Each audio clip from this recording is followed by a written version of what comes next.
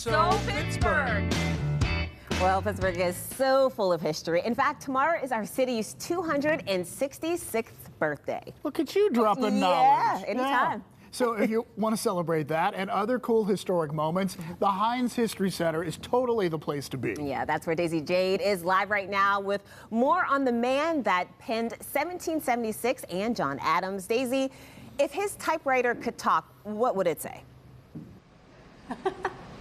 Oh my goodness, so many things, including this particular book right here. And of course, we are talking about legendary author, historian, and Pittsburgher, David McCullough, because we are here at the Heinz History Center for an exclusive behind-the-scenes look at a special archive and a soon-to-be exhibit that'll hopefully be happening here. Of course, I'm here with President and CEO of the History Center, Andy Masek. And Andy, this is so exciting. We kind of are getting, you know, the sneak peek behind the curtain. These materials just arrived Okay. from Massachusetts, where David McCullough was living. He passed away in 2022, and the family believed that the Heinz History Center was the right place to be the permanent home of the David McCullough Archive. And as you say, David was America's favorite historian, but he was also a Pittsburgher. That's right. Grew up in the East End and went to Shadyside Academy, although he loved the Linden School in Squirrel Hill, where he went as a boy. But when he was a boy, his parents would make mashed potatoes and gravy, and he would break open the dam of the mashed potatoes, and it would flood the peas, and that's how the Johnstown flood came about. Fun. His first book was really from the time he was a boy. He was saying, boy, I want to read about that, but there wasn't a book. So he had to write the book that he always wanted to read. And how exciting that he was a Pittsburgher, and he was a friend of yours, but he also went to Yale. He so went to cool. Yale. That's his Yale jacket. And we have more than 300 boxes of archival material that our archivists and curators are going through now.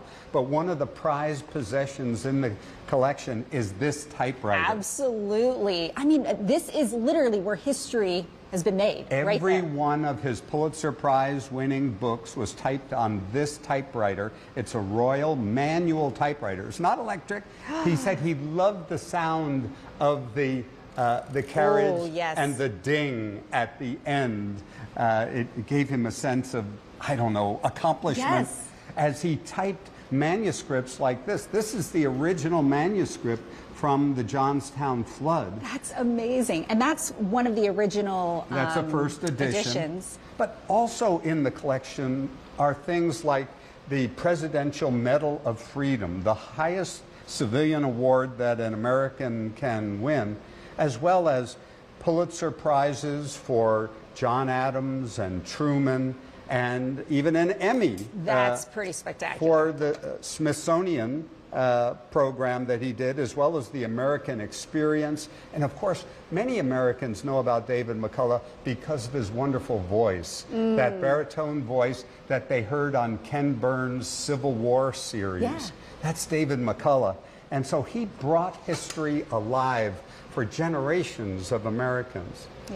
What I love so much, though, too, is that you have a lot of these books here at the Heinz History Center, but there is one very special book in particular. Tell us why that's so special. This is just out. It was on the New York Times bestseller list last week, and it's David McCullough, History Matters. There are essays that have not been published before, and his speeches, and this was edited by his daughter, Dory McCullough Lawson, and she was just here at the History Center to do a program with us the other day, and this is a great Christmas gift, I think. I was going to say, yeah, especially for those history lovers in your life, but also those that really appreciate what David McCullough has done here for the city of Pittsburgh. You know, and he's someone who believed that history is a tool that can be used to make good decisions in the present and plans for the future. Yeah, of course, and we're so thankful that he was so instrumental in helping to bring this Heinz History Center here here to from Oakland We to the wouldn't be Strip. here without David McCullough's leadership and vision in the early years.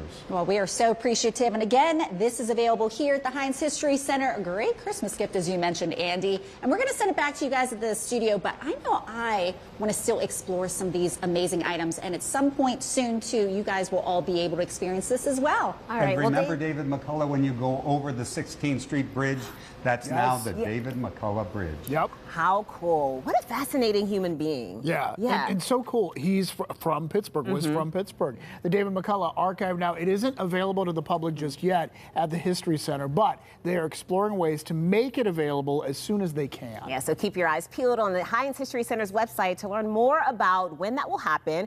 We'll have their link on our website, pittsburghtodaylive.com.